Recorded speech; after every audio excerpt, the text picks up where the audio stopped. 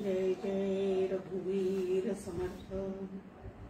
गणेश शारदा चैव सद्गुरु सज्जनस्तथा आराध्य दैवतं गुह्यं सर्वमे रघुनंदन। कृपा कटाक्षाची ये किरणे मोह समुद्राचे आटणे घडे जय त्या श्री कृष्णे बंधू तया ते श्रीराम। जयांचे करिता स्मरण होय सकल विद्यांचे अधिकरण ते बंधू या श्री चरण श्री गुरूंचे। जय जय रघुवीर समर्थ। देहे असोमी पुष्ट इंद्रिये कार्यालागी धष्ट दश प्राण देहीष्ट मार्गी असोत श्रीराम। येथे जे जे जाणवे ते ब्रह्मची असे आघवे तेची उपनिषद आळवे परोपरी श्रीराम। ते मजलागी मिळावे मजनतये सांडावे ऐसेनी परस्परा असावे सामोरी सदा श्रीराम। उपनिषदी जे वर्णिले ते मज पाहिजे लाभले मन आत्माकारी विरले हेची हवे श्रीराम।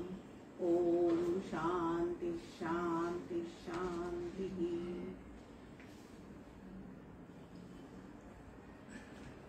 आनंद योगी परमपूज्य डॉक्टर काका श्रद्धेय मंदाते गंधे या उभयतांना मनपूर्वक वंदन करते। उपस्थित असणाऱ्या सर्व श्रोत्यांना मनपूर्वक अभिवादन करते। तिसऱ्या खंडातली कथा आज आपल्याला पाहायची सुरुवातीला। गेल्या वेळेला आपण पाहिलं की नास्तिक लोक ब्रह्म नाहीच म्हणतात किंवा शून्यालाच ब्रह्म म्हणतात आणि आस्तिक जे आहेत ते देव आहे हे मानतात, परंतु देव आणि भक्त एक असू शकत नाही असं मानतात। तर या दोघांचेही मत जे आहेत ते नास्तिकांचं मत म्हणजे शून्यवाद्यांचं मत पूर्णपणे खंडून काढलेलं आहे आणि आस्तिक जे आहेत त्यांना हा झालेला भ्रम आहे तो भ्रम आता निवारण मागच्या वेळेला आपण पाहिले की त्याचंही निवारण केलेलं आहे। आता एका कथेच्या माध्यमातून या ठिकाणी देवतांचं गर्भहरण जे आहे ते गर्भहरण उपनिषदकार करत आहेत। देव दानव युद्ध हे पहिल्यापासूनच आपल्याला माहिती की यांच्यामध्ये सातत्याने युद्ध चालू असतं आणि त्यामध्ये नंतर देव जे आहेत ते या ठिकाणी जिंकतात। जिंकल्यानंतर मात्र त्यांना आपल्या पराक्रमाने आपण जिंकलो ह्या तऱ्हेचा अभिमान जो आहे तो या ठिकाणी निर्माण होतो। त्यामध्ये 3 देवता इथं मुख्यपणे समोर दाखवलेले आहेत, एक अग्नी, दुसरी वायू आणि तिसरा इंद्र। आणि या तिघांनाही आपल्या शक्तीचा आपल्या पराक्रमाचा या ठिकाणी अभिमान निर्माण झालेला आहे, गर्व निर्माण झालेला आहे। आणि त्यांच्या ठिकाणी गर्व निर्माण झाल्यानंतर भगवंताला वाटलं की हे काही बरं नाही, यांच्या ठिकाणी जर गर्व निर्माण झाला अभिमान निर्माण झाला तर ते स्वतःचं स्वरूप जे आहे ते ओळखू शकणार नाही आणि त्यामुळे त्यांचं गर्वहरण केलं पाहिजे।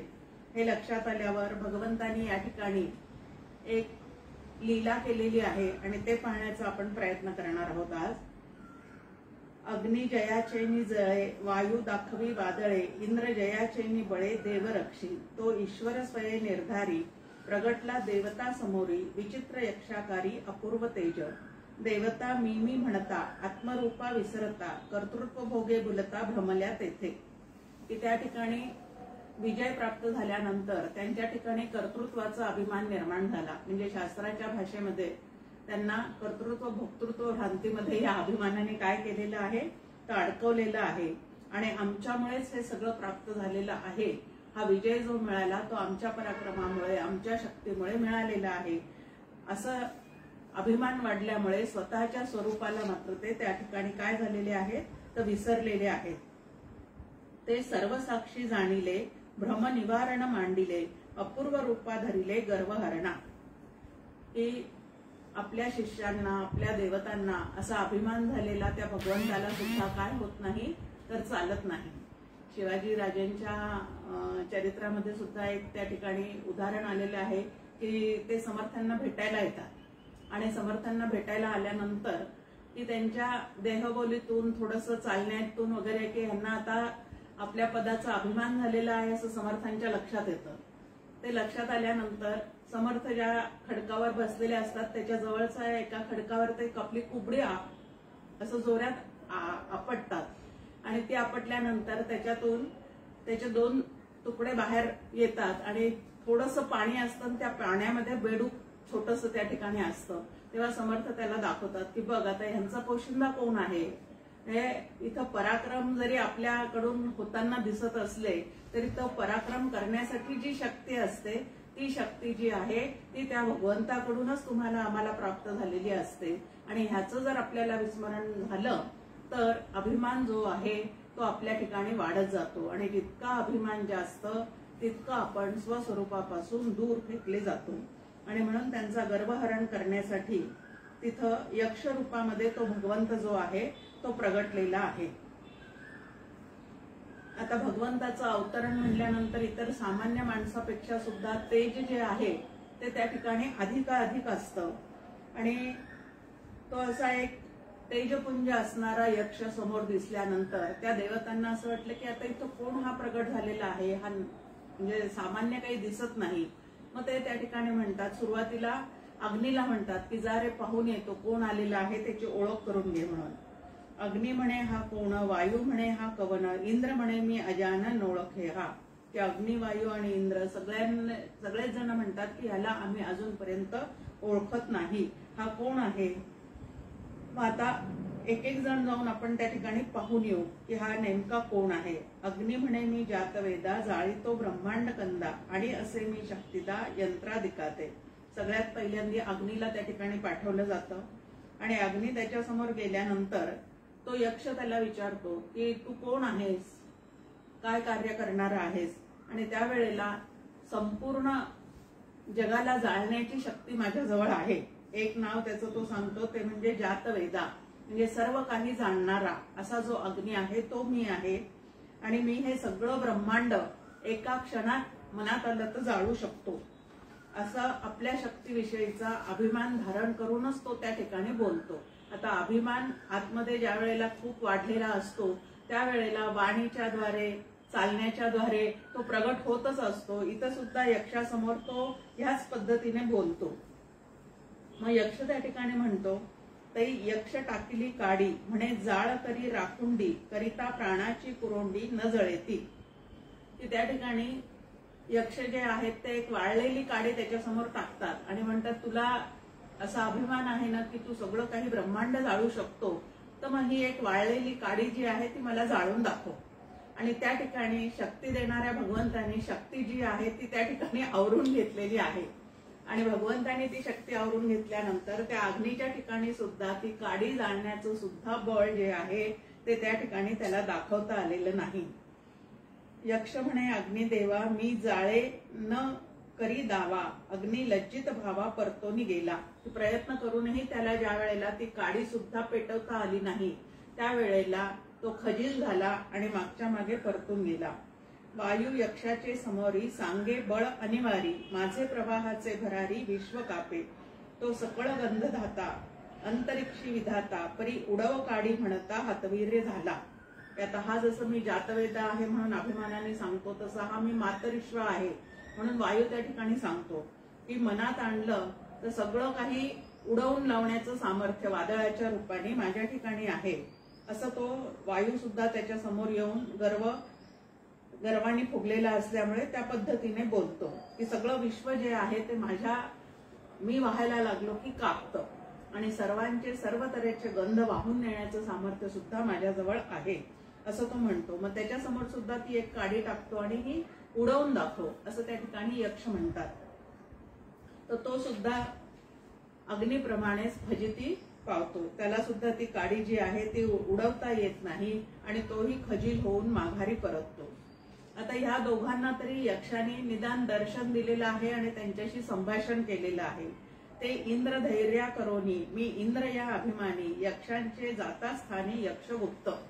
की त्या ठिकाणी इंद्र हा तर सर्व देवतांचा राजा, त्यामुळे त्याच्या ठिकाणचा अभिमान हा तर अजूनच वाढलेला असला पाहिजे. आणि म्हणून तो समोर येता क्षणी यक्ष जे आहेत म्हणजे भगवंतानी जे त्या ठिकाणी स्वतःचं रूप धारण केलेलं आहे तेही त्याच्याशी संभाषण न करता काय करतात तर तिथून निघून जातात. परी इंद्र न फिरे माघारी. आता एक आहे की इंद्र देवतांचा राणा या अभिमाना खंडना, यक्षे इंद्रा संभाषणा पारखा केला. की बाकीच्या दोघांशी निदान संभाषण तरी केलेलं आहे, पण इंद्राशी तर त्यांनी संभाषण न करता तो त्या ठिकाणी गुप्त झालेला आहे.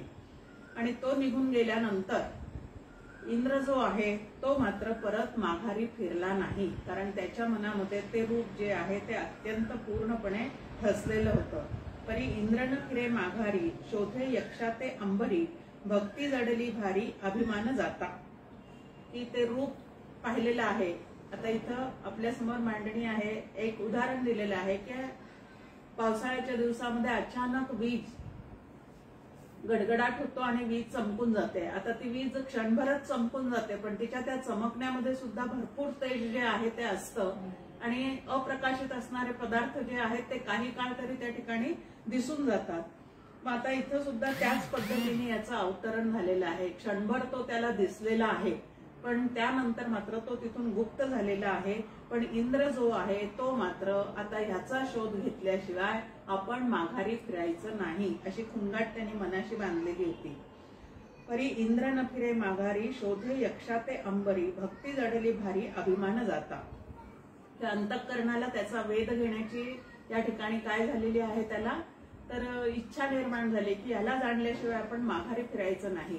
आणि मनच ज्या वेळेला ह्या पद्धतीने घट्टपणे ते सगुण दिसणारं रूप धरून ठेवतं त्यावेळेला तिथं त्याच्याविषयीचं प्रेम जे आहे ते अंतःकरणामध्ये निर्माण होतं. म्हणजे त्याच्या अंतःकरणात भक्ती जी आहे ती त्या ठिकाणी प्रगट झाली. ईश्वराविषयीची भक्ती पूर्णपणे त्या ठिकाणी प्रगट झाली. त्याला भेटल्याशिवाय, त्याला शोधल्याशिवाय आता इथून आपण माघारी जायचं नाही, हा निश्चय जो आहे तो त्याच्या ठिकाणी पूर्णपणे निर्माण झाला. निश्चयाचे बळ तुका म्हणे तेची फळ. या ठिकाणी परमार्थामध्ये बाकी कुठल्याही गोष्टीपेक्षा निश्चयाचं बळ जे आहे ते अधिक असावं लागतं. आणि त्याची ती भक्ती पाहून मग त्या भगवंतानी काय केलेलं आहे, तो उमा प्रगटली सुंदरी, विद्यामूर्त ती शांकरी प्रत्यक्ष झाली. की आता उमेचं रूप धारण करून, ज्याला शांकरी विद्या ब्रह्मविद्या जी म्हणतात, कारण ब्रह्मविद्येशिवाय परमेश्वराचं खरं स्वरूप जे आहे ते कळू शकत नाही. ज्ञानचक्षुला काही काळ ते जरी दिसत असलं तरी त्याचं पूर्ण स्वरूप जे आहे ते ब्रह्मविद्येशिवाय कळू शकत नाही. ती शुभदायिनी पाहता सुवर्णवर्ण शिवकांता, इंद्रधरोनी नम्रता प्रश्न केला. ते अत्यंत शुभ दर्शन देणारी आणि सुवर्णवर्ण असणारी ती पार्वती पाहिल्यानंतर इंद्राने अत्यंत नम्रतेने, महत्वाचं आहे की भक्ती प्रगट झाल्यामुळे अंतःकरणातला अभिमान त्याचा गळाला आणि उमादेवी समोर तो अत्यंत नम्रपणे सामोरा गेला आणि प्रश्न केला. इंद्र म्हणे, हे देवी ही कोण महाबळ दावी, सांगूनी माते निववी अस्वस्थ मी. किती तो त्या ठिकाणी म्हणतो की हा महाबळ अत्यंत तेजस्वी असा जो यक्ष पुरुष या ठिकाणी आम्हाला काही काळ दिसला, भासला, तो नेमका कोण आहे ते जाणून घेण्यासाठी माझं चित्त जे आहे ते अत्यंत काय झालेलं आहे तर अस्वस्थ झालेलं आहे. म्हणजे अत्यंतिक तळमळ जी आहे ती या ठिकाणी माझ्या मनामध्ये निर्माण झालेली आहे. तेव्हा आता काय कर, तर तू मला तो कोण आहे हे सांग. म्हणजे ह्या कथेवरून आपल्याला हे लक्षात येतं की अभिमान ताठा वाढल्यानंतर स्वस्वरूपाचं विस्मरण होतं आणि स्वस्वरूपाचं विस्मरण झालेल्याला नंतर ब्रह्मविद्या प्राप्त झाल्याशिवाय स्वरूपाचं स्मरण जे आहे ते होऊ शकत नाही. आणि म्हणून उमेच्या रूपाने त्या ठिकाणी काय झालेली आहे तर ब्रह्मविद्याच जणू काही प्रगट झालेली आहे. आणि त्याला प्रश्न विचारलेला आहे त्या उमादेवीला की तो यक्ष कोण आहे, त्याचं स्वरूप काय आहे ते आता तू मला या ठिकाणी काय कर तर समजून सांग. आता उमादेवी या ठिकाणी त्याला उपदेश करते. चतुर्थ खंडामध्ये म्हणजे चौथ्या प्रकरणामध्ये आपल्या समोर आलेला आहे की उमादेवी म्हणते की जे आता तू पाहिलेलं आहेस तेच ब्रह्म आहे. त्या ब्रह्माच्याच विजयाने तुम्हाला महात्म्य प्राप्त झाले आहे. असे म्हणतात की तेव्हापासूनच इंद्राला ब्रह्म समजले. म्हणजे ब्रह्मविद्येनी परिपूर्ण झाल्यानंतरच त्याला त्या यक्षाचं खरं स्वरूप म्हणजे ब्रह्माचं खरं स्वरूप जे आहे ते त्या ठिकाणी कळलेलं आहे. आणि ती उमादेवी त्यांना समजून सांगते की बाबा रे, जो विजय तुम्हाला आता दैत्यांच्या विरुद्ध युद्ध करताना प्राप्त झालेला आहे तो तुम्हाला त्या ब्रह्माच्याच विजयाने म्हणजे त्यांनी शक्ती पुरवलेली असल्यामुळे, तो शक्तिदाता असल्यामुळेच तुम्हाला तो काय झालेला आहे तो विजय प्राप्त झालेला आहे. हेची ब्रह्म म्हणे उमा, ते ईश्वर रूपे परमा, तुम्हा देवतांचे संभ्रमा फेडू आले. की तेच ब्रह्म आहे, तोच ईश्वर आहे. आणि तुमच्या देवतांच्या ठिकाणी जो शक्तीचा अभिमान निर्माण झालेला होता, त्याचा भ्रम जो तुम्हाला झालेला होता की आमच्या जवळच्या शक्तीमुळेच आम्हाला विजय प्राप्त झालेला आहे, त्या भ्रम निवारणासाठी भगवंतांनी काही काळ सगुण रूपामध्ये येऊन तुम्हाला काय दिलेलं आहे तर दर्शन दिलेलं आहे. तुम्ही असुराते जिंकले आणि यज्ञाते रक्षिले, तेथे संकल्प कामा आले परमेश्वराचे. कारण यज्ञाचं रक्षण करावं, सज्जनांचं रक्षण करावं हा संकल्प कोणाचा आहे तर भगवद्गीतेत आपल्या समोर भगवंत म्हणतात की यदा यदा हि धर्मस्य ग्लानिर्भवती भारत. जिथं जिथं अधर्माचं राज्य माजतं त्या त्या ठिकाणी धर्म संस्थापनेसाठी मीच अवतार घेत असतो. मग जे जे धर्मस्थापनेचे नर आहेत त्याला समर्थ रामदास स्वामी ईश्वर असं म्हणतात. जे जे धर्मस्थापनेचे नर ते ते जाणावे ईश्वर, ते ईश्वराचे काय आहेत तर अवतार आहेत असं या ठिकाणी जाणलं पाहिजे. अग्नी जो जगता पाळी, वायू प्राणरूपे पाळी, तू इंद्रिय तया संभाळी, तयाची या सत्ते. की अग्नीजवळ जे संपूर्ण गोष्टी जाळण्याचं सामर्थ्य आहे, वायू जवळ जे प्राणरूपाने सर्वांना पालन करण्याचं सामर्थ्य आहे, आणि इंद्र म्हणजे मन रूपाने तू सगळ्यांना सांभाळण्याचा जो प्रयत्न करतो, त्याच्या मागे जी सत्ता आहे ती कोणाची आहे तर परमेश्वराची आहे. समर्थ रामदास स्वामी एक छान ओवी आपल्या समोर ठेवतात. सामर्थ्य आहे चळवळीचे, जो जे करील तयाचे, परंतु तेथे भगवंताचे अधिष्ठान पाहिजे. की तिथे भगवंताचं अधिष्ठान जे आहे ते असावं लागतं. ऐसी परमेशाची थोरी, तुम्ही आपुलीना म्हणावी आणि मर्यादा करावी हितालाही. की ही सगळी थोरवी जी आहे ती परमेश्वराची आहे. त्या सगळ्या ह्याच्यातून आपण सुद्धा आपल्याला प्राप्त झालेली जी बौद्धिक शक्ती असेल, शारीरिक शक्ती असेल किंवा मानसिक शक्ती असेल, कुठलीही शक्ती जरी आपल्याजवळ असली तरी ती शक्ती देणारा कोण आहे तर भगवंत आहे. आपल्यावर कृपा करण्यासाठीच त्यांनी ती आपल्याला दिलेली आहे. ह्या पद्धतीने त्याचं सतत स्मरण करून आपण काय करावं, आपल्या ठिकाणी अभिमान निर्माण होत असेल तर जिथल्या तिथं तो अभिमान कमी करायला शिकावं. सामर्थ्य आहे चळवळीचे, जो जे करील तयाचे, परंतु तेथे भगवंताचे अधिष्ठान पाहिजे. परमपूज्य अक्काताई म्हणायच्या की पाही जे असं त्याची फोड करून ते वाचत जा. म्हणजे अधिष्ठान आहेच आहे, फक्त असलेलं अधिष्ठान तुम्ही पाहायला शिका. कारण शक्तीला सुद्धा अधिष्ठान आहेच आहे, ते ब्रह्माचं अधिष्ठान आहे.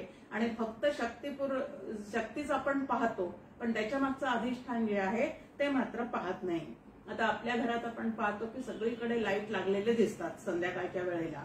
आता ते लाईट लागलेले दिसत असताना त्या लाईटला जर असा अभिमान झाला, म्हणजे ट्यूब म्हणायला लागला की मीच सगळ्यांना प्रकाश देतो, बल्ब म्हणायला लागला की मीच सगळ्यांना प्रकाश देतो, फॅन म्हणायला लागला की मीच सगळ्यांना वारा देतो, तर विजेची शक्ती त्यांच्यापर्यंत पोहोचलेली आहे. आणि म्हणून ही जी सगळी उपकरणं आहेत ती काय करत आहेत, आपलं आपलं काम करतायत. पण शक्ती कोणाची आहे, ती विजेची शक्ती आहे. तसं तुमच्या आमच्या ठिकाणी जी सगळी शक्ती आहे ती शक्ती आपली नसून भगवंताचीच आहे. कारण शक्ती ही त्या भगवंताची अर्धांगिनी आहे. आणि तीच आपल्याला काय करते तर या ठिकाणी आपल्याला प्रत्येक इंद्रियांना शक्ती पुरवत असते. आणि म्हणून कुठल्याही शक्तीचा, मग बुद्धीचा असू दे, शारीरिक शक्तीचा असू दे, मानसिक शक्तीचा असू दे, कुठल्याही शक्तीचा अभिमान धारण न करणे ह्याला साधना असे म्हणतात. अशी साधनेची एक छान व्याख्या या ठिकाणी आपल्या समोर येते. की कितीही शक्ती जरी आपल्याला प्राप्त झाली तरी भगवंताचं स्मरण करून आपण आपल्या विचारांना नेहमी मर्यादेतच ठेवावं. अमर्यादपणे ते आपल्या ठिकाणी लावून घेऊ नये, त्यातच आपलं काय आहे तर हित आहे असं या ठिकाणी सांगितलंय. पुढे इंद्रादी देवतांचा लक्षार्थ असा काकांनी या ठिकाणी आपल्यासमोर ठेवलेला आहे की त्या इंद्रादी पहिल्या देवता परब्रह्म रूपा जाणिता तया ते आली श्रेष्ठता ज्ञानवशे. या 3 देवतांना म्हणजे अग्नी, वायू आणि इंद्र या 3 देवतांनी त्या यक्षाला पाहिलं, नंतर उमादेवीच्या उपदेशाप्रमाणे त्याला जाणलं आणि त्या परब्रह्माला जाणलं असल्यामुळे ह्या तिघांना इतर देवतांपेक्षा श्रेष्ठत्व जे आहे ते त्या ठिकाणी ते ज्ञान प्राप्त झाल्यामुळे त्यांना ते श्रेष्ठत्व आलेलं आहे. इंद्रतयांचा नेता तया उमेची शिष्यता आणि पहिला तो ज्ञाता जाहला म्हणून की या सर्व आपल्या इंद्रियांचा नेता कोण आहे ते इंद्र आहे असं या ठिकाणी म्हटलेलं आहे. आणि तो जो मुख्य नेता आहे तोच उमेचा शिष्य म्हणजे त्यांनीच ब्रह्मविद्या ग्रहण केलेली असल्यामुळे तो पहिला ज्ञाता या ठिकाणी झालेला आहे. आता इथं ते रूपक काय आहे ते इथं सांगितलेलं आहे की वायू रूपे 2 घ्राण, अग्नि रूपे नेत्र 2 आणि इंद्र मन रूपे सुजान रूपके केली. आता वायू रूपे 2 घ्राण, अग्नि रूपे नेत्र 2. आता सुरुवातीलाच आपण पाहिले की ते दोघंही त्याच्याजवळ गेले पण त्यांनी त्याला जाणलं नाही. म्हणजे ह्याचाच अर्थ की परब्रह्म स्वरूप जे आहे ते ज्ञानेंद्रियांच्या साह्याने आपल्याला कधीही जाणता येणार नाही. कारण घ्राणेंद्रिय आणि नेत्रेंद्रिय असं 2 इंद्रियांचा या ठिकाणी उल्लेख केलेला आहे आणि त्याद्वारे आपण जगातल्या सगळ्या गोष्टी जरी जाणत असलो तरी ब्रह्म जे आहे ते मात्र या कर्मेंद्रियांच्या साह्याने जाणता येणार नाही. कारण ज्ञानेंद्रिये जी आहे ती बाहेरच्या जगातल्या गोष्टी जाणू शकतात पण त्यांना ते जाणण्याची शक्ती जी आहे ती सत्ता जी आहे ती कोणाची आहे तर परब्रह्माचीच आहे. इंद्र मन रूपे सुजान रूपके केली. आता ह्यांच्या मागे सुद्धा मन असल्याशिवाय बाहेरची कुठलीच गोष्ट आम्ही जाणू शकत नाही. उदाहरण आपल्यासमोर नेहमीच आहे की आपण आपल्या विचारामध्ये मग्न असतो, एखादी ओळखीची व्यक्ती आपल्या समोरून रस्त्याने जाते, ती व्यक्ती आपल्याला हात वगैरे दाखवते पण आपलं जर तिकडे लक्ष नसेल तर नंतर फोनवरून परत बोलणं होतं, अरे मी तुमच्या समोरून गेले पण तुमचं लक्ष नव्हतं. आता म्हणजे काय की मन त्याच्या मागे नसल्यामुळे डोळ्यांना ती व्यक्ती नुसती पास होताना दिसली पण नेमकी ती कोण आहे ते मात्र तुम्हाला आम्हाला कळत नाही. त्याप्रमाणे इथं यक्षगंधा ते नोळखे, नेत्र तयासी पारखे, मन तया जाणे सुखे लीन होता. की घ्राणेंद्रिय किंवा नेत्रेंद्रिय या दोन्हीही गोष्टींनी आत्मस्वरूप आपण जाणू शकत नाही. मनाने सुद्धा ते जाणता येईल असं अजिबात नाही. जोपर्यंत ते मन गुरुकृपेने सुसंस्कृत होत नाही, ब्रह्मविद्येने सुसंस्कृत होत नाही आणि स्वतः ते बळ विसरत नाही म्हणजे पूर्णपणे भगवंताच्या ठिकाणी लीन होत नाही, तोपर्यंत ते त्या स्वरूपाला ब्रह्मस्वरूपाला ईश्वर स्वरूपाला दोन्ही स्वरूपाला ते ओळखू शकत नाही. ऐसे ब्रह्म यक्ष रूपे नोळखी इंद्रिया आपण पे, तयासह मन जई हरपे ज्ञान होई.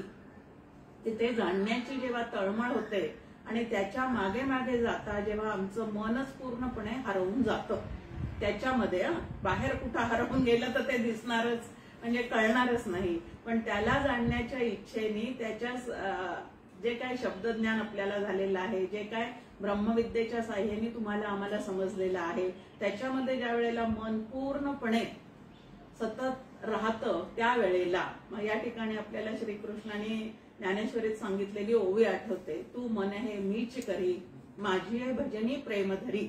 हीच एक साधना जी आहे ती सगळ्यात मोठी ब्रह्मरूप होण्याची साधना आहे. की मनाने ते जाणता येत नसलं तरी मनाला संपूर्ण त्याच्या ठिकाणी लीन केल्याशिवाय ते त्या ठिकाणी कळणार नाही. आणि म्हणून तुकाराम महाराज सुद्धा आपल्याला म्हणतात की म्हणून या माप भक्ती केली मन वाचा तीत तुझे हे स्वरूप. की मनाने वाचेने नेत्राने घ्राणेंद्रियांनी तुला जाणू शकता येणार नाही आणि म्हणून तुझी भरपूर भक्ती आम्ही केली.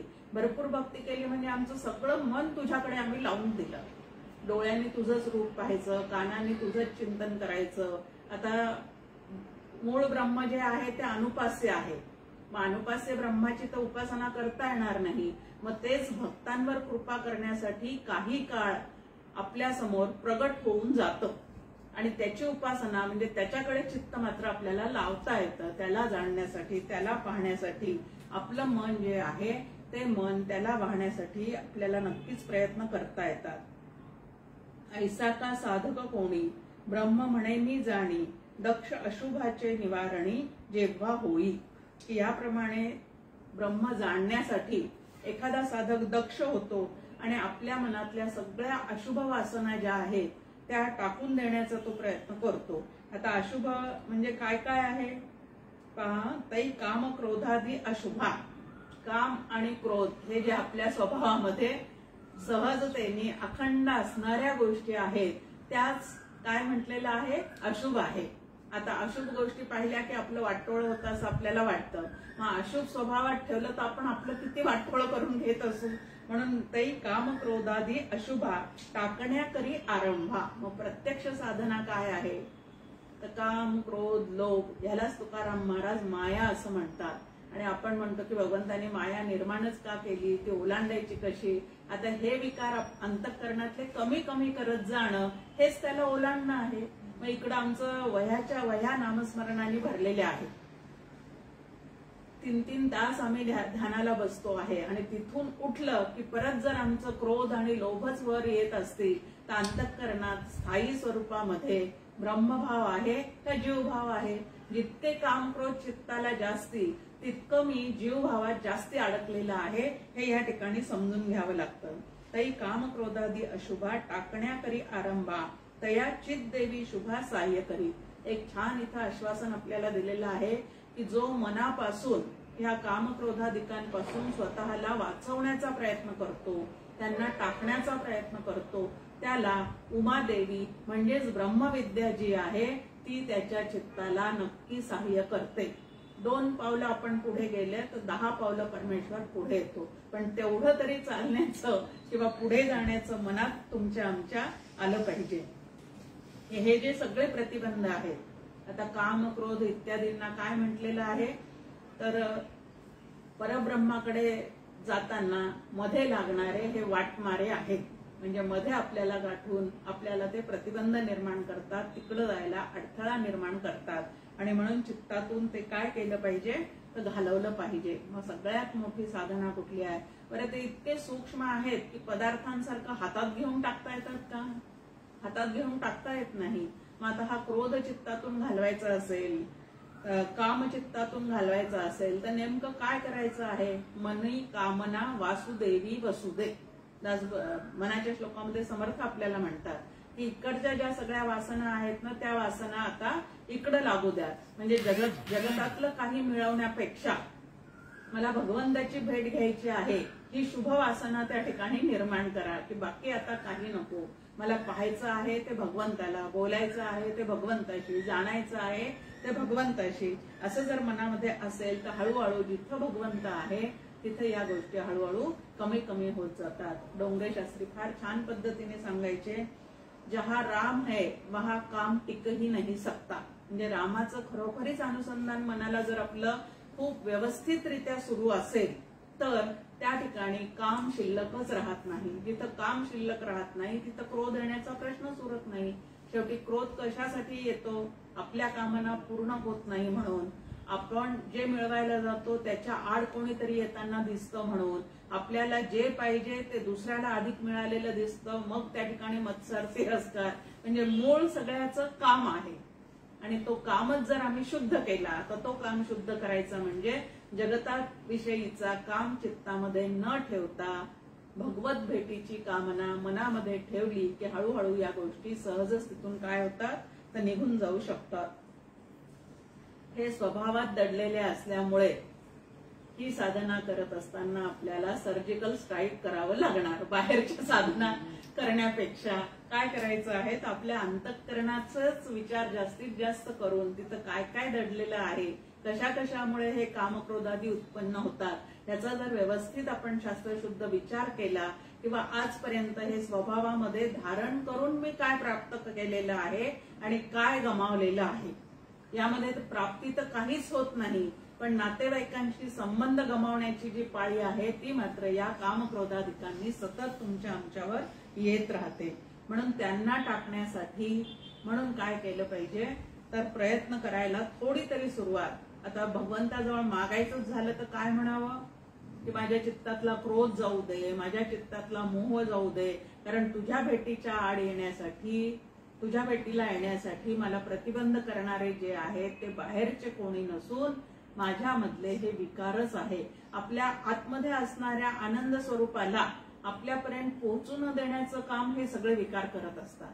आणि म्हणून समर्थ आपल्याला म्हणतात की विकारे घडे हो जनी सर्व चिचित. तुमची आमची जी काय फजिती आहे या जीवनामध्ये ती फजिती कशामुळे चाललेली आहे तर विकार जास्ती आहे. जिथं विकार जास्ती आहे तिथं अशांतता आहे आणि जिथं अशांतता आहे तिथं सुखानुभव जो आहे तो अजिबात येऊ शकत नाही. म्हणून चित्त शांतीचं परमार्थामध्ये अतिशय महत्व आहे. म्हणजे ज्या कारणाने माझं चित्त अशांत होतं ती कारण मी आतून स्वतःच्या ठिकाणी शोधून काढायचे आहे, स्वतःच्या स्वभावाचं निरीक्षण करायचं आहे. पण आम्हाला सवय कुठली आहे व्यवहारामध्ये, दुसऱ्याच्या डोळ्यातलं मुसळ दिसतं पण स्वतःच्या डोळ्यातलं मुसळ दिसत नाही. या म्हणीप्रमाणे तुमचं आमचं आहे की बाहेरच्या लोकांचे सगळे दोष आम्हाला दिसतात पण स्वतःच्या स्वभावातले दोष जे आहेत ते मात्र अजिबात आपल्याला ओळखू येत नाही. आणि सगळ्यात मोठा अवगुण जर कुठला असेल तर आपले अवगुण वाटती गुण, त्याला समर्थ रामदास स्वामी मोठा अवगुण म्हणतात की आपल्यातले जे अवगुण आहेत तेच आपल्याला गुण वाटायला लागणं, ह्याच्या इतका मोठा प्रतिबंध जो आहे तो दुसरा नाही. आणि महत्वाचं आहे की ह्या विकारांना भलेही अंतःकरणातून पूर्ण काढता येत नसेल पण विचारांच्या साह्याने त्याच्यावर ताबा मिळवणं जे आहे ते मात्र तुम्हाला आम्हाला नक्की करता येऊ शकतं तर शांतपणे ते विचार आपल्याला करता येत असतील तर. आता आपण नेहमी पाहतो का एखाद्या माणसाला खूप क्रोध आला तर काही जण म्हणतात 10 अंक मोजा म्हणजे तो कमी होईल, काही जण म्हणतात एक ग्लासभर पाणी प्या म्हणजे तो काय होईल कमी होईल. तसं आता ते कमी करण्यासाठी ह्या पद्धतीचे जसे उपाय करायचे असतात तसं ते कमी करण्यासाठी मनापासून भगवंताचं नाम घ्या, मनापासून भगवंताला प्रार्थना करा आणि असं करता करता ते नक्कीच काय होऊ शकतात तर कमी होऊ शकतात. लोभ भयादी जाता दया क्षमा वस्ती येता तो आत्माचे साह्य करता असे तेथे. की कामक्रोधासोबत लोभ भय इत्यादी जे विकार आहेत ते विकार जर त्या उमादेवीचं साह्य आपल्याला लाभलेलं असेल म्हणजे ती ब्रह्मविद्या श्री गुरु कृपेने आपल्यापर्यंत पोहोचलेली असेल आणि पोहोचलेली ब्रह्मविद्या आपल्याला जर उपयोगात आणता येत असेल. आता नो द सिस्टीम नंतर यूज द सिस्टीम असं वारंवार काका आपल्याला सांगतात आणि ब्रह्मविद्या शिकल्यानंतर ती जीवनाभिमुख करण्याचं साधनाभिमुख करण्याचं काम जे आहे ते पूर्णपणे शिष्याची जबाबदारी आहे. ब्रह्मविद्या आपल्यापर्यंत आणून पोहोचवण्याचं काम श्री गुरूंचं आहे. ते जबाबदारी ते पूर्ण उचलतात. जितक्या वेळेला आपण त्यांच्याकडे प्रश्न घेऊन जाऊ तितक्या वेळेला त्या प्रश्नांची शांतपणे उत्तरं देणं हे त्या श्री गुरूंचं कार्य आहे आणि ते शांतपणे ते करत असतात. पण त्यानंतर त्यांनी दिलेली विद्या अंतःकरणात सांभाळून ठेवणे, वेळ प्रसंगी ती त्या वेळेला तशी तशी वापरणे हे जे काम आहे ते कोणाचं आहे तर शिष्याचं आहे. आपण काय करतो त्यांनी दिलेला मंत्र जपण्याचा प्रयत्न करतो, त्यानंतर त्यांनी तीर्थक्षेत्राला एखाद्या जायला सांगितलं तर तिथं जाऊन येतो, पारायण सांगितलं एखाद्या ग्रंथाचं तर हेही करतो. पण त्यांनी दिलेले विचार वापरण्याचं जे काम करायला पाहिजे तिथं मात्र आपण सगळेजण काय होतो कमी पडतो. ते वेळेवर आठवत नाही याचं कारण काय आहे निरूपणी हे सद्वृत्ती होते, सलत्याग होता, सवेच जाते. कारण ह्या काम क्रोध लोभ भय इत्यादी विकारांनी आपण आपल्या अंतःकरणाचं खूप नुकसान करून घेतो आहोत. हे जोपर्यंत आपल्या लक्षात येत नाही तोपर्यंत त्यातून बाहेर पडण्याचा प्रयत्न सुद्धा तितकासा होऊ शकणार नाही. आणि म्हणून आधी ह्याच्यात दोष कुठले आहेत, हे दोष माझ्या स्वभावात नसावेत. आता यांना तिघांना नरकाचं द्वार असं भगवद्गीतेत म्हटलेलं आहे. काम क्रोध लोभ हे 3 नरकाचे द्वार आहेत. आता नरकामध्ये जास्तीत जास्त काय असतं म्हणून वर्णन आहे, दुःखच दुःख असतं. स्वर्गामध्ये सुखाला अटकाव नाही आणि नरकामध्ये दुःखाला प्रतिबंध नाही, तिथे अखंड दुःखच दुःख असतं. आता ह्याचाच अर्थ ह्या 3 गोष्टींमुळे अंतःकरणाला सतत दुःखाचाच अनुभव राहतो. आणि मला तर दुःख नको आहे.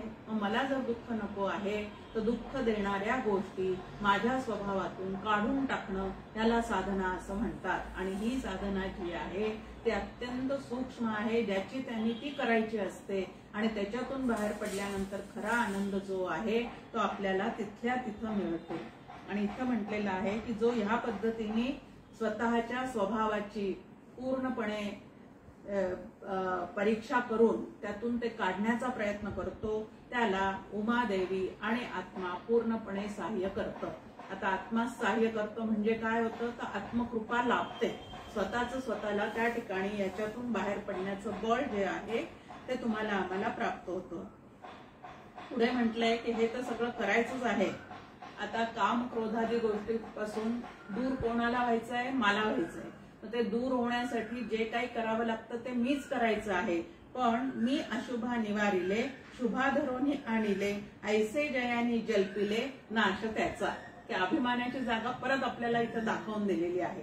तुकाराम महाराजांचा अभंग आहे, समचरण दृष्टी विटेवरी साजिरी, तेथे माझी हरी वृत्ती राहो, तेथे मी वृत्ती ठेवेन असं म्हटलेलं नाही. तर प्रार्थना कोणाला केलेली आहे? विठ्ठलाला केलेली आहे. ह्याच पद्धतीने हे सगळं निवारण करण्याचं काम मलाच जरी करायचं असलं तरी हे निवारण करण्यासाठी जी शक्ती लागते ती मला माझ्या गुरूंनी दिलेली आहे, माझ्या भगवंतांनी दिलेली आहे. असा भाव जर अंतःकरणामध्ये आमच्या सतत राहिला तर अभिमान जडणार नाही. नाही तर प्रपंचातले अभिमान आधीच भरपूर असतात आणि परमार्थात आल्यानंतर ह्याचेही अभिमान चढत गेले. मग इकडचे अभिमान काय? माझ्यासारखं श्रीगुरूंची सेवा कोणी करत नाही, माझ्यासारखं त्यांनी दिलेले विचार लक्षात कोणी ठेवत नाही, माझ्यासारखं निरूपण कोणी करू शकत नाही. ह्या पद्धतीचे अभिमान इकडे चढत जातात. इकडं माझ्यासारखा स्वयंपाक कोणी करत नाही, तोच अभिमान इकडं आला की माझ्यासारखं प्रवचन कोणी करत नाही. एकूण अभिमान जो आहे तो सारखाच आहे.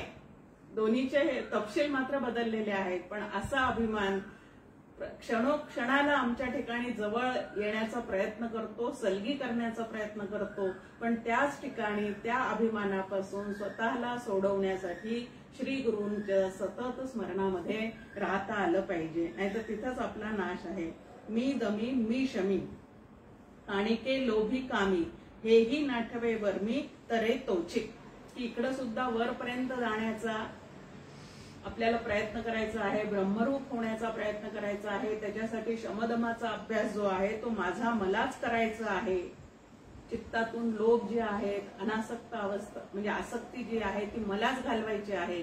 पण हे करत असताना मी करतो, माझ्यामुळे होतं असं न म्हणता समर्थ आपल्याला करुणाष्टकामध्ये म्हणतात, अचपळ मन माझे नावरे आवरिता, तुझं विण शिण होतो धावरे धावा आता. की माझ्या मनाला मी आवर घालेल असं ते म्हणत नाही. तर भगवंताला प्रार्थना करतात की या चंचल मनाला आवर घालण्याचं सामर्थ्य भगवंता माझ्याजवळ अजिबात नाही आणि म्हणून माझं मन तू तुझ्या ताब्यात घे. असं पूर्णपणे तिथे शरणागती जी आहे ती त्या ठिकाणी निर्माण झाली पाहिजे. परी ब्रह्मरूपा जाणणे ते असे दिव्य करणे, जेणे तेही होई पाहणे सामान्यासी. त्या यक्षरूपा धरोनी आकळे जे उपासनी, इंद्रिया प्रत्यक्ष होऊनी अधिदैव रूपे. की परब्रह्म ज्याला म्हणजे परब्रह्म रूपता ज्याला आपल्या चित्ताला आणावायचे आहे, म्हणजे ब्रह्मस्वरूप ज्याला व्हायचं आहे त्याला अशा दिव्य साधना कराव्या लागतात. आता या दिव्य साधना म्हणजे अत्यंत सूक्ष्मपणे स्वतःशी केलेला विचार आहे, तरच ते आपल्याला करता येईल. आणि मग त्याच्यासाठी अधिदैव रूपाने तो भगवंत आपल्या समोर कसा प्रगट होतो. आता यक्ष काही काळापुरता तेजपुंज असा त्यांच्या समोर प्रगट होऊन गेला, पण त्याचं ते रूप अंतःकरणामध्ये साठवल्यावर, त्याचा तो ठसा अंतःकरणावर उमटल्यावर प्रत्यक्ष सगळे इंद्रिय त्याला जाणण्यासाठी जेव्हा आपली तळमळ करतात त्यावेळेला ती उपासना जी आहे ती त्या अधिदैवाची उपासना होते. आता अधिदैव ब्रह्म उपासना, त्या ब्रह्माचाच हा आदेश म्हणजे आज्ञा आहे. वीज चमकल्याप्रमाणे किंवा पापणीची उघडझाप केल्याप्रमाणे अचानक प्रगट झालेले यक्षरूप त्या ब्रह्माचेच अधिदैव रूप आहे. आता परमेश्वर प्राप्तीसाठी ज्याच्या मनामध्ये आत्यंतिक तळमळ निर्माण होते त्याला कधी स्वप्नात दृष्टांत होऊ शकतात, तर कधी प्रत्यक्ष साधना करता करता काही अनुभव येऊ शकतात आणि क्षणात काहीतरी. आता हे सगुण रूप जे आहे ते कायम स्थिर स्वरूपामध्ये आपल्या समोर खूप काळ राहू शकत नाही. तर वीज चमकल्याप्रमाणे किंवा पापणीची उघडझाप करताना जेवढा काही वेळ लागतो तेवढं काही काळच ते जाणवल्यासारखं होतं. पण ते जाणवल्यानंतर, ते पाहिल्यानंतर त्याच्यामध्येच आपलं मन पूर्णपणे लीन करण्याचा प्रयत्न जो आहे तो आम्ही केला पाहिजे. विजेची गगनी रेखा उजळी सारे निमेखा यक्ष तिये सारिखा प्रगटोनी गुप्त. की परमेश्वर सगुण रूप धारण करतो भक्तांवर काय करण्यासाठी? अनुग्रह करण्यासाठी. भक्त वत्सलतेपोटी तो सगुण रूप धारण करतो, पण मूळचा तो निर्गुण निराकार आहे. पण निर्गुण निराकाराची उपासना करता येत नाही, त्याला धरून ठेवता येत नाही. म्हणून भक्तांवर कृपा करण्यासाठी तो काही अशा गोष्टी त्याला साधनकाली दाखवू शकतो. पण ते दाखवल्यानंतर मात्र त्यांनी काय करायला पाहिजे? साधकांनी मग त्याचं तेच नामरूप आपल्यासाठी प्रगट झालेलं आहे हे लक्षात ठेवून पुढची साधना मग व्यवस्थित करायला शिकलं पाहिजे. जैसी का लवे पापणी उघडे मिटे दुजे क्षणी तैसे ब्रह्म विश्वाचे प्रांगणी प्रगटोनी गुप्त. खरं तर सगळं विश्वच ब्रह्मरूप आहे, पण तरी सुद्धा आमच्यासाठी ते ब्रह्म कसं आहे? तर गुप्त आहे, गुह्य आहे. उघड असून जे दिसत नाही त्याला गुह्य असं म्हणतात. असे म्हणतात त्यांनी गुह्य शब्दाची केलेली व्याख्या आहे की प्रत्यक्ष उघड आहे पण तरीही ते आम्हाला जे दिसत नाही त्यालाच इथं गुप्त किंवा गुह्य असं म्हटलेलं आहे. ब्रह्म यक्षरूपी ऐसे क्षण नामरूपी विलसे ते अधिदैव पूजनीय असे भक्ता लागी. की ते निर्गुण निराकार असणारं ब्रह्म सगुण रूपामध्ये काही काळ आमच्या समोर येऊन जाऊ शकतं. पण ते कशासाठी? तर आपल्याला उपासनेसाठी काहीतरी आलंबन लागतं आणि म्हणून ते ह्या पद्धतीने नामरूपामध्ये येऊन जातं. ब्रह्म प्रकाश जई अंतरी पडे निमिष मात्र जरी तो अंतरी तैसा बाहेरी पुरोनी उरे. पण हे जे सगळं आहे ते ज्याच्या अंतःकरणाला कळतं त्याच्या जीवनामध्ये उजेडी राहिला उजेड होऊन सगळा अज्ञानाचा अंधकार जो आहे तो त्याच्या चित्तातून निघून जातो. नाहुनी निघता उजेडी समत्व येई जडाजडी तैसी त्रिपुटीची घडी मोडून जाई.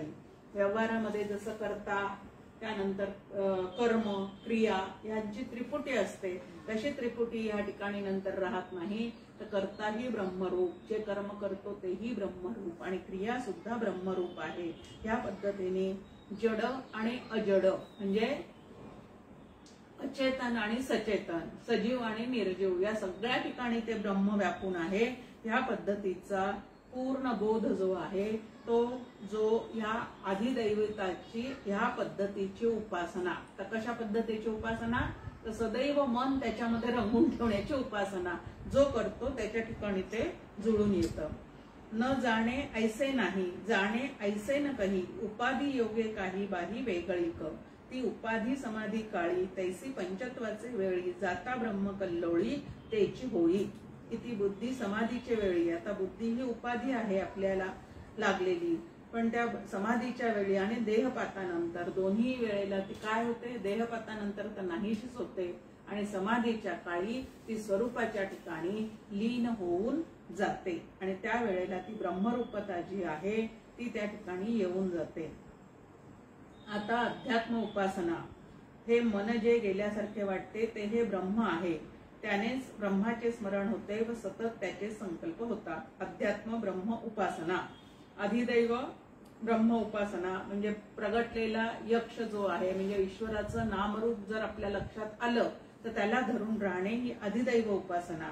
मना ते आत्मा न कळे हे शास्त्र जाणती सगळे परी जे जे मना वेगळे ते अगम्य वाटे. आत्मा मनाविन जाणी ऐसा आगळा एक कोणी आणि का बुद्धीचे दावणी बांधणे पडे. जे बुद्धिवादी लोक असतात ते बुद्धीने त्याला जाणण्याचा प्रयत्न करतात, पण कितीही खटपट केली तरी बुद्धी लीन झाल्याशिवाय आत्मा जो आहे तो लक्षात येणे शक्य नाही. ते ब्रह्माचेनी संगे देही इया वाघे ते अध्यात्म ब्रह्म संगे श्रुती माऊली. तयाची जी उपासना ती स्मरणातील कल्पना परी तीची होई साधना सान्निध्याने. की जास्तीत जास्त इंद्रियांनी त्याच्याजवळ जाणं कठीण आहे, पण मनाने मात्र सतत तिथं राहणं जे आहे ते तुम्हाला आम्हाला नक्की जमू शकतं. आणि म्हणून अखंड जे नामरूप आपल्या समोर क्षणभर झळकून गेलेलं आहे ते नामरूप हेच आपल्यासाठी प्रगट झालेलं ब्रह्म आहे असं लक्षात ठेवून त्या नामरूपाचा ज्यांनी ध्यास घेतलेला आहे तो त्या परब्रह्मापर्यंत नक्कीच पोहोचू शकतो. आता त्याच्यानंतर एक छान उपासना आपल्या समोर दिलेली आहे, वनब्रह्म उपासना. ते हे ब्रह्मच वन आहे, त्याची वन या नावानेच उपासना करावी. जो अशा प्रकारे ते जाणतो तो सर्वांना हवा हवासा वाटतो. ब्रह्म जे वन या नावे ते तैसेची जई भजावे, भजनीय गुण पावावे तैसेची फळं. की ते वन या नावाने त्याची काय करावी, तर उपासना करावी. आता वन या नावाने करावी म्हणजे नेमकं काय, तर सर्व भूतांची अंतरी प्रत्यगात्मा वास करी, तद्वन ऐसे नामधरी पूजनीय. पृथ्वीमध्ये जितकी शरीरे तितकी भगवंताची घरे. म्हणजे माझ्या आतमध्ये मला जे आत्मतत्व गवसलेलं आहे तेच मी आहे असा निश्चय बुद्धीचा झाल्यानंतर जसं माझ्या आतमध्ये ते पूर्णपणे आहे तसंच इतर जीवात्म्यांच्या ठिकाणी सुद्धा ते तेवढंच तितकंच भरलेलं आहे. नाही तर आपल्या ठिकाणचं आत्मतत्व गवसलं पण जगामध्ये असलेलं ब्रह्मतत्व जर आपल्याला कळलं नाही तर जगात वागताना परत आपल्याला त्रास होणं जे आहे ते चालूच राहतं. म्हणून देहाच्या आतमधला आत्मा कळणं जेवढं आवश्यक आहे तेवढंच देह ज्या जगामध्ये राहतो त्या जगातलं ब्रह्मतत्व सुद्धा कळणं अत्यंत आवश्यक आहे. त्यामुळे दोन्ही पद्धतीच्या काय करायचं, आत्मतत्वाचं ज्ञान झालं की देहात्म बुद्धी जाते आणि ब्रह्मज्ञान झालं की सगळीकडे आनंदच आनंद. मग त्याचं वर्णन केलेलं आहे आपल्या समोर की सणुभोगीजे. आम्ही कधीतरी सण आल्यानंतर एक दिवस गोड गोड करून पूर्ण दिवस गोड करण्याचा प्रयत्न करतो, पण संतांच्या ठिकाणी मात्र त्यांना नित्य दिवाळी आहे, त्यांना अखंड सण आहे. म्हणजे सणाच्या दिवशी जसा उल्हास अंतःकरणात आपल्या असतो त्या पद्धतीने त्यांच्या ठिकाणी कायमचाच वसंत ऋतू फुललेला असतो. आणि तुमच्या आमच्या ठिकाणी मात्र काका नेहमी म्हणतात ग्रीष्म नाही तर वर्षा, एक तर पूर्ण खडखडाट नाही तर सारखी रडारड. ह्या दोनच गोष्टी तुमच्या आमच्या ठिकाणी असतात. नाना देह वृक्षवनी बहरली असे अवनी, देह तेथे ब्रह्म जाणी अखंड जो. की अनेक नामरूपात्मक पदार्थ आपल्याला वेगळ्या वेगळ्या पद्धतीने या जगतामध्ये भासमान होत राहणार आहेत. आता ही वनब्रह्म उपासना आपल्याला अगदी सोप्या श्लोकामध्ये समर्थ कशी सांगतात, ज्या ज्या स्थळी हे मन जाय माझे. आता मन कुठं जात नाही हो, कित्येक वस्तूंकडे, कित्येक व्यक्तीकडे, कित्येक पदार्थांकडे सारखं ते बाहेरच धावत असतं. मग बाहेर धावणारे हे जे मन आहे त्या मनाला जिथं जिथं ते जातं तिथं तिथं ब्रह्म नावाचं तत्व जे आहे ते आधीपासूनच असतं. आणि याच्या धावण्याच्या मध्ये सुद्धा ते ब्रह्म काय असतं तर असतंच असतं. ह्या पद्धतीने त्याला वळण लावायला पाहिजे. तया वनब्रह्म पूजका पूजती प्रेमी प्रेमिका, ही ब्रह्मचे अवतरे का पूजे लागी, तो असे तेथे धावती नाना उपचारे पूजती.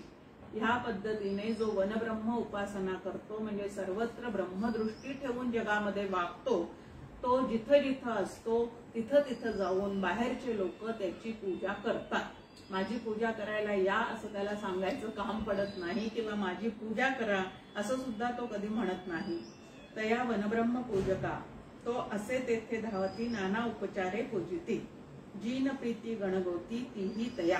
की आपल्या गणगोतावर जेवढं आपण प्रेम करत नाही तेवढं अशा थोर महात्म्यावर ज्याने ब्रह्मतत्व जाणलेलं आहे त्याच्यावर आम्ही काय करतो तर प्रेम करतो. ब्रह्मी गुण जे धरावे आणि ते तैसेची भजावे, तरी त्या गुणांचे पावावे तेची फळं.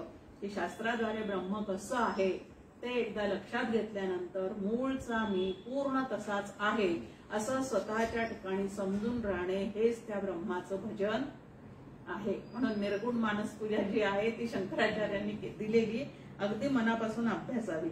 हे श्री गुरु उपनिषद सांगा. आता एवढं सगळं ऐकल्यानंतर सुद्धा तो शिष्य काय म्हणतो श्री गुरूंना की हे श्री गुरु उपनिषद सांगा. आणि श्री गुरु त्याला म्हणतात तुला मी उपनिषदच सांगितले आहे, आता तुला ब्रह्मज्ञानाला योग्य उपदेश सांगेल.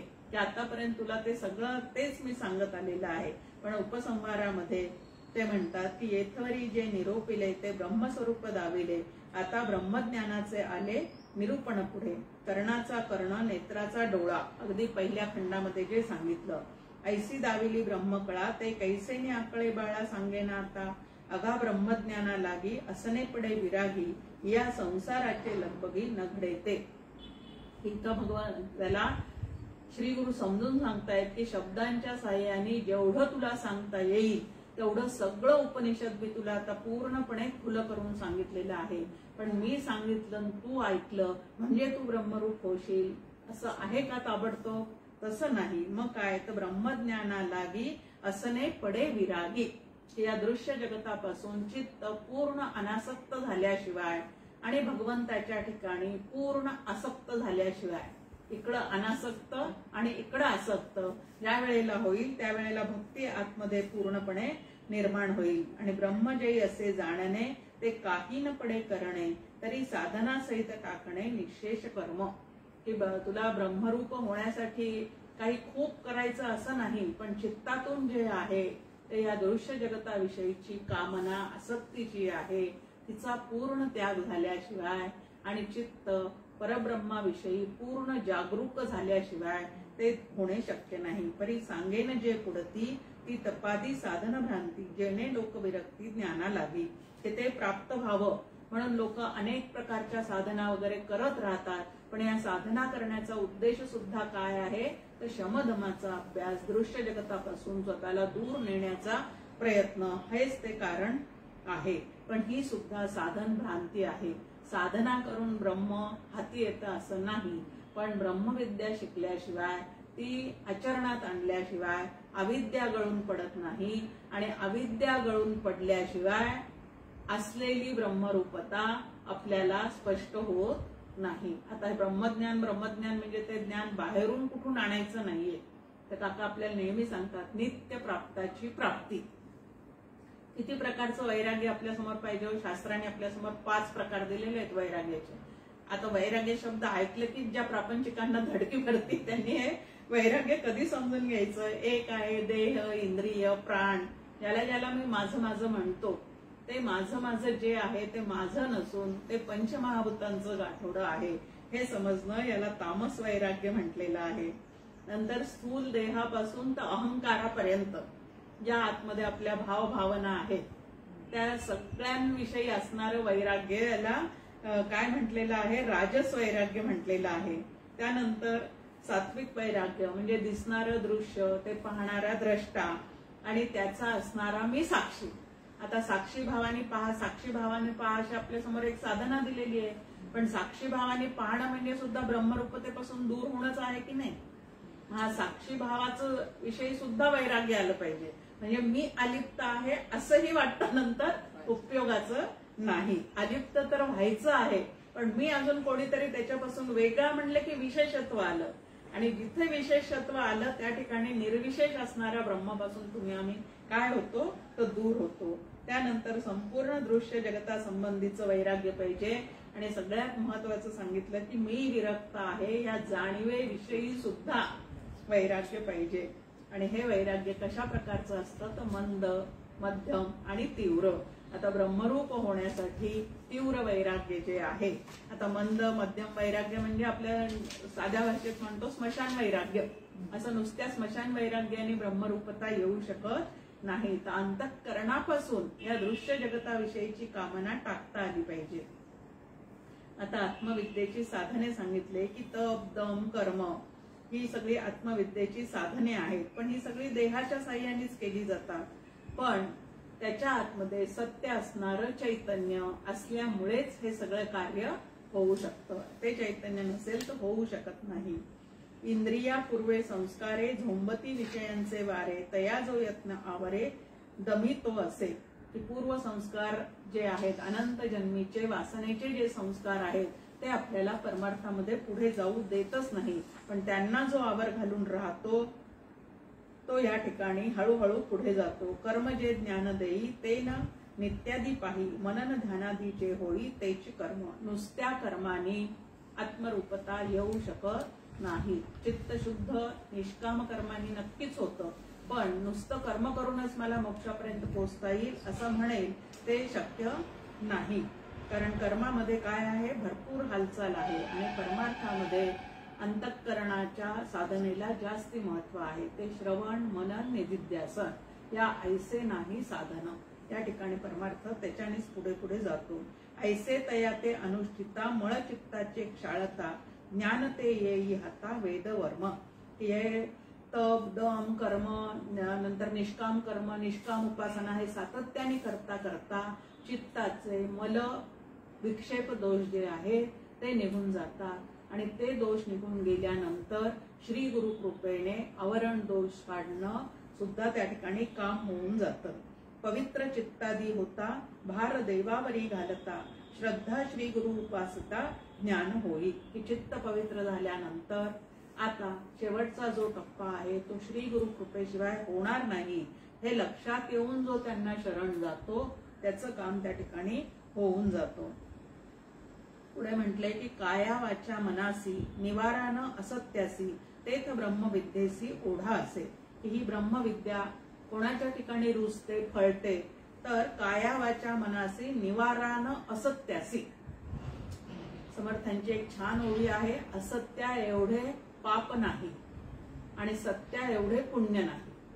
आता संपूर्ण दृश्य जगताचा पसारा म्हणजे जे कायमस्वरूपी नाही असं जेवढं काही आहे ते सगळं असत म्हणजे असत्य आहे आणि जे कायमचं टिकणारं आहे ते सत्य आहे. मग असत्याचा पसारा खूप आहे, सत्य गोष्ट एकच आहे. मग धरून ठेवणं सत्य सोपं आहे की नाही, पण असत्य गोष्टी इतक्या धरून ठेवलेल्या आहे की ते सत्य आत असून सुद्धा तुम्हाला आम्हाला जुने ठेवणे मीपणे आकळेना. ते जुनं ठेवणं आहे म्हणजे आधीपासूनच आपल्या ठिकाणी आहे. मग जोपर्यंत काया वाचा मनाने त्या सत्याचा पाठपुरावा आम्ही करत नाही तोपर्यंत ब्रह्मविद्या सुद्धा आपल्या ठिकाणी पूर्णपणे रुजत नाही. सत्य साधनांचा राजा त्याची करावी पूजा तेनेच मिळे विरजा ब्रह्मरूप. की सगळ्या साधनांचा राजा काय आहे तर सत्य हे सर्वश्रेष्ठ साधन असून त्या सत्याचे सतत अनुष्ठान करावे. आता सत्य म्हणजे ते ब्रह्म आणि त्याचं अनुष्ठान करणं म्हणजे अहम ब्रह्मास्मी या बोधावर अखंड आरूढ होऊन राहावे. समर्थ अभ्यासाच्या बाबतीत म्हणतात अभ्यासाचा मुकुटमणी वृत्ती राहावी निर्गुणी. तुम्ही बाकी काही एवढ्याला वह्या भरवू नका, काही करू नका. हे सगळं करण्याचं काम काय आहे तर वृत्ती निर्गुणी राहिली पाहिजे. म्हणजे ते निर्गुण परब्रह्म मी आहे असं लक्षात ठेवूनच जीवन आपल्याला जगता आलं पाहिजे आणि तेच त्याचं अनुष्ठान आहे. आणि असं अनुष्ठान करता करता तो जीवात्मा खरोखरीच ब्रह्मरूप होऊन जातो. जो का उपनिषद जाणे अविद्या पापा घाली उणे उठवी संसाराचे ठाणे बीजरूप. जो ही उपनिषद विद्या पूर्णपणे लक्षात घेतो म्हणजे ब्रह्मविद्या आत्मसात करतो त्याच्या ठिकाणचं पापरूप अविद्या जी आहे ते हळूहळू निघून जाते आणि उठवी संसाराचे ठाणे बीजरूप. की त्या अविद्येमध्ये संसाराचं बीज आहे आणि ते बीज जोपर्यंत आहे निर्बीज होत नाही तोपर्यंत संसार जो आहे तो काय होणार आहे, बहरत जाणार आहे.